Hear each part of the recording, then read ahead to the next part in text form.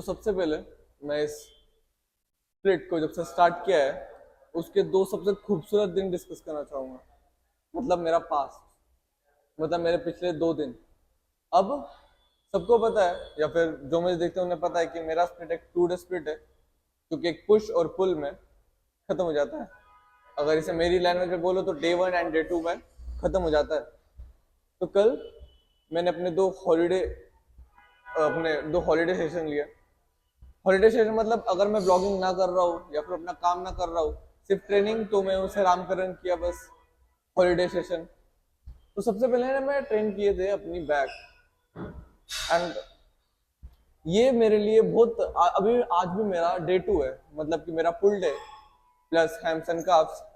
And मैंने 3 raps के लिए 2 सेट 150 kg से रैप आउट किया। उसके बाद अब बात करें मेरे जो चेस्ट, शोल्डर, ट्राइसेप, क्वाड्स और हाँ क्वाड्स की, तो उसमें मैंने फ्लैट पे 35 के डंबल, इंक्लाइन पे 32, ओवरहेड पे 32। एंड ये जो नंबर्स है ना, ये पता है क्या मैं इतना हाईलाइट करके क्यों बोल रहा हूँ? बिकॉज जब मेरा पास्ट स्पेशली डेडलिफ्ट को लेके याद होगा, तो एक टाइम था, मैं वापस से बात रिपीट कर रहा हूँ, कि 140 भी बहुत एक ड्रीम नंबर था। एंड अब भी लाइक अंदर का जो इनर कॉन्फिडेंस कहता है ना कि 170 180 तो ऐसे रिकॉर्ड कर लेंगे। तब मैं यहाँ पर ये बात पता है क्यों डिस्कस करने बैठा हूँ? The simple reason is consistency matters. एंड जो ये लोग एक्सक्यूज लेके बैठते हैं ना कि यार हमारी मसल बिल्डिंग नहीं हो रही, हमारी प्रोग्रेस नहीं हो रही, तो कल मुझे प्रोग्रेस के ऊपर एक और बात, मैंने 100 kgs के स्क्वाड 8 और 9 रेप्स के लिए रैप आउट करे, वो भी 2 सेट्स। एंड सचमुच ये नंबर काफी बड़े हैं अगर तुम पहले देखो तो। बिकॉज पहले मैं जो पावर लिफ्टिंग कर रहा था वो लाइट वे में, जब मेरे नंबर्स देखो एंड अभी के मेरे नंबर्स देखो, तो जमीन और आसमान तुम कह सकते हो, एक बहुत बड़ा चेंज है। एंड इन सब का अगर तुम्हें कॉज बताऊं, अगर ये पूछो ना कि हाउ, तो कंसिस्टेंसी। मैं इतना ज्यादा कंसिस्टेंट हूं, अब मैं खुद की तारीफ नहीं कर रहा हूं, बट लास्ट जब से मैंने ये स्प्लिट खुद के लिए बनाया है एंड एज एक्सपेरिमेंट से लिया है कि मैं 30 डेज इसे कंटिन्यूसली फॉलो करूंगा, जब से जो मेरी प्रोग्रेस है वो बहुत ज्यादा इंसान। अब इसके पीछे का मेरे पास एक परफेक्ट रीजन नहीं है, बट ये बात डिस्कस करना बहुत जरूरी थी कि मैंने जब से ये चीज अपने ऊपर अप्लाई करना चालू करी है ना, स्पेशली ये जो कंसिस्टेंसी, तो जो इनर कॉन्फिडेंस वेट को लेके या फिर वर्कआउट को लेके जो धीरे धीरे बढ़ रहा है, एंड जो कॉन्फिडेंस आ रहा है रोज ट्रेनिंग करने का। एंड कॉन्फिडेंस का मेरा मतलब है एक अच्छा वेट। और एज अ मेल, अब मैं भले ही बोलूं कि ईगो दरवाजे के बाहर अच्छी लगती है, बट थोड़ा ईगो तो हमें भी होता है। एक सोशल प्लेटफॉर्म पे कुछ भी कर रहे हो, सॉरी, तुम कुछ भी कर रहे हो, बेस्ट एग्जांपल जिम। अभी जिम कह रहा हूं ना, तो जिम की बात करेंगे, तो कहीं ना कहीं मन में वो छोटी सी इनसिक्योरिटी तो रहती है कि यार अगर मेरे से इतना वेट नहीं लगा तो लोग क्या सोचेंगे। बट इसका बेस्ट आंसर इज, मैं वापस रिपीट करूंगा, द कंसिस्टेंसी। अगर तुम अपने काम को लेकर कंसिस्टेंस हो, एकदम कंसिस्टेंट हो, तो हाँ ऑफ कोर्स ग्रोथ मिलती है। एंड मैं अभी इस पॉइंट पे वो ग्रोथ को एक्सपीरियंस कर रहा हूँ। एंड अभी मैं अपना वार्म अप खत्म करके 150 kgs 3 या 4 रैप के लिए, वो भी 2 सेट्स को रैप आउट करने जाने वाला हूँ। एंड मैं अंदर से बहुत ज्यादा खुश हूँ, इतना कि चेहरे पे दिख रहा हूँ।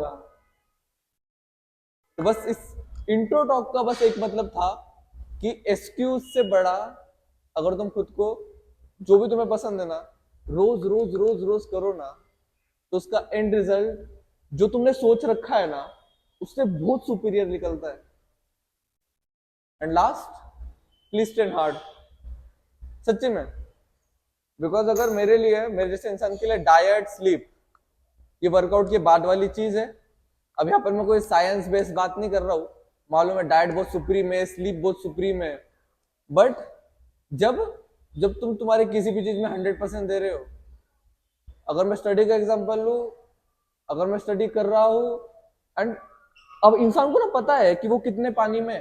अगर तुमने अपना 100% दिया है ना, तो तुम्हें पता है कि हाँ आज मैंने 100% दिया है, एंड उस 100% में से तुम्हारा 1% भी कम है ना, तो अगर तुम्हें पता है रिग्रेट नहीं आ रहा है ना कि यार आज मेरे पास अपॉर्चुनिटी थी वो एक रैप मारने की या फिर थोड़ा ज्यादा पढ़ने की, पर मैंने किया नहीं, तो अगर तुम्हें इस प्रकार का रिग्रेट आता है ना, तो मेरे अकॉर्डिंग तुम बहुत अच्छे पाथ पे हो। बस थोड़ा सा पुश करने की जरूरत है, और बस एक्सक्यूज मत देना यार, क्योंकि जो चीज इस पॉइंट पे मैं खुद के लिए फील कर रहा हूँ ना, वो जो नंबर्स, सिर्फ नंबर्स की बात कर रहा हूँ मैं, नंबर्स। मैं अपने हैमस्ट्रिंग पे 70 to 80 किलो रैप आउट कर रहा हूँ, बिल्कुल अच्छी टेक्निक इसेंट्रिक के साथ, एंड फिर भी मन में है कि हाँ मैं यहाँ पर बढ़ सकता हूँ, मैं यहाँ पर बढ़ सकता हूँ। अब ये टॉक खत्म करते हैं, मुझे मालूम इंट्रो बहुत बड़ा हो जाएगा। Last, please train hard, and जो भी काम पसंद है उसमें बस कंसिस्टेंट रहना सीखो, चीजें तुम्हारे लिए खुद ही खुद आसान हो जाएंगी एंड और बेटर हो ही जाएगी।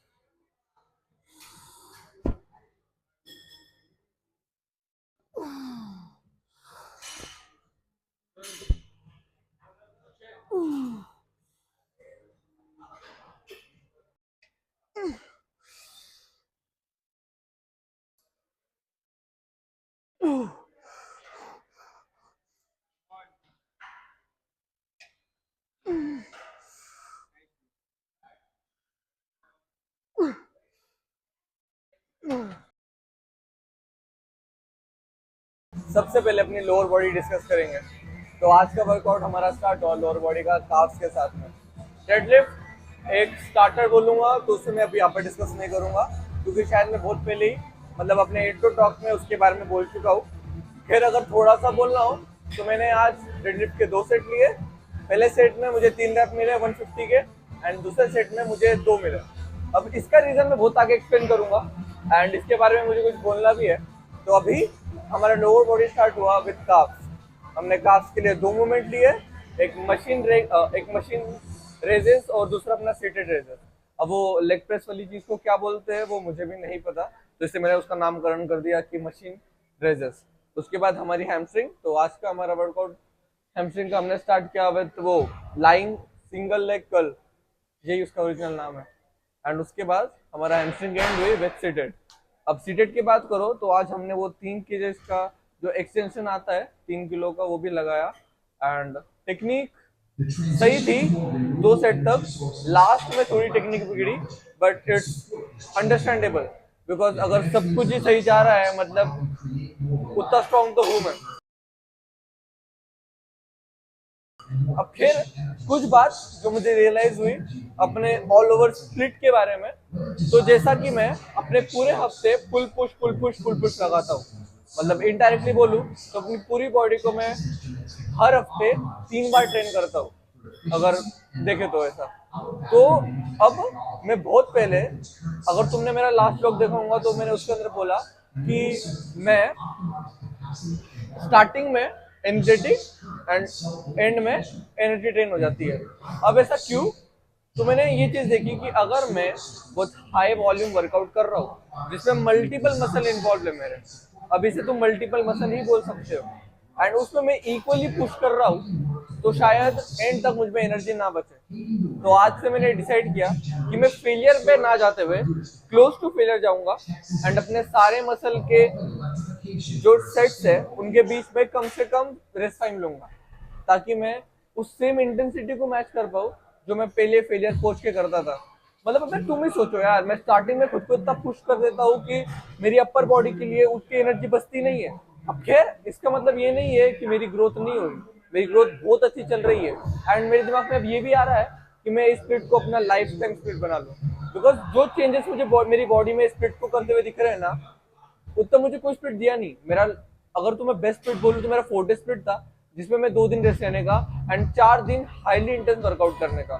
खैर वो भी मेरा एक एक्सपेरिमेंट था। एंड अभी मैं ये बात ऐसा क्यों बोल रहा हूँ, बिकॉज ऑफ ग्रोथ। बिकॉज जितने चेंजेस मैंने अपने अभी लास्ट दिनों में 15-20 दिनों अपनी बॉडी में देखे ना, उतने मैंने शायद ही कभी देखे होंगे। अभी खैर अभी से तुम न्यू बिगिंस भी नहीं बोल सकते, बिकॉज मुझे ट्रेनिंग करते करते 2 साल हो गए हैं। एंड अब जाके ये रियलाइज हो रहा है कि हाँ, दिस इज फॉर